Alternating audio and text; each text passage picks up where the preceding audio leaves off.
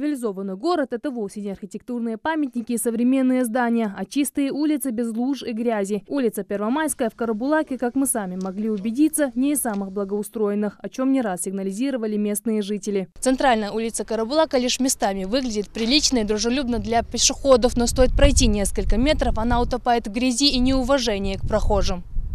И такая картина, по словам горожан, наблюдается не первый год, и не только в ненастье. Сначала проблемой служил ветхий водопровод. Теперь при даже незначительных осадках образуются лужи, которые стекают во дворы. Мусе Бадиеву пришлось даже выкопать небольшую яму в огороде, чтобы сточные воды не собирались во дворе. Вот оттуда, где моя вода идет,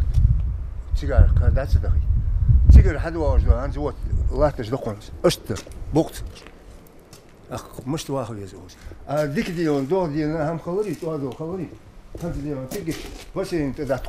жители негодуют. На улицу без резиновых галош выйти невозможно, но зачастую даже они не помогают. Чтобы отвезти детей в школу или попасть в мечеть, которая находится недалеко, им приходится преодолевать полосу препятствий в виде ям и выбоин. Мы водим детей в садик, мы водим детей в школу.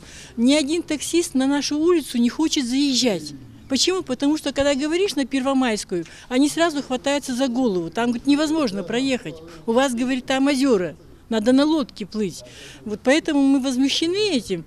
Почему администрация не принимает меры и ничего не делает? С вопросом, когда городская среда станет доступной именно для этой улицы, мы обратились в местную администрацию. По их словам, дорога несколько раз посыпалась гравием.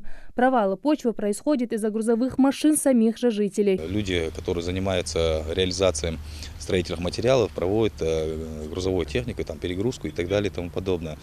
Происходят такие вещи, и, соответственно, от грузовой техники у нас образуются там провалы на дорожном полотне. Также мы проводили с жителями данной улицы проводили сход и пояснили, что по мере потепления, по мере высыхания погоды, у нас как сухая погода устоится, что мы уже его в план работы по ремонту наших улиц, которые находятся в городе, запланировано проведение там мероприятие по выравниванию вот этого полотна. Там будет проведена комплексная работа по насыпи гравийно-песчаной смеси, по планировке. Но это будет только уже где-то в апреле, в мае месяце, как у нас погода устоится. Но вместе с этим на соседней от Первомайской улице расположился несанкционированный мусорный полигон. И если проблему с дорогой нужно решать через администрацию, тут все вопросы к самим жителям. Бывают моменты, где-то мы не доглядели, не углядели, там день-два, там уже целая куча мусора образовывается. Ну, надо людям, самим жителям как-то более ответственно к этому подходить, не сорить, не ставить, где попало, когда попало. Несмотря на это, мы неоднократно доводили информацию до населения, чтобы люди в дневное время свои отходы не выставляли на улицу. Мы с ними как договорились? Договорились, что с 8 вечера до 8 утра они могут свободно выставлять свой мусор, чтобы в ночное время коммунальные службы провели санитарную очистку города. Но зачастую даже асфальтированная дорога не сулит комфорта и безопасности. Тому подтверждение один из оживленных переулков Гамурзиева. Туда мы отправились по просьбе местных жителей. Интенсивность движения на этом участке дороги довольно-таки высокая. За час здесь проезжает около сотни машин. Из-за отсутствия тротуаров пешеходам приходится либо топтать грязь, а то и вовсе рисковать жизнью, идя по проезжей части.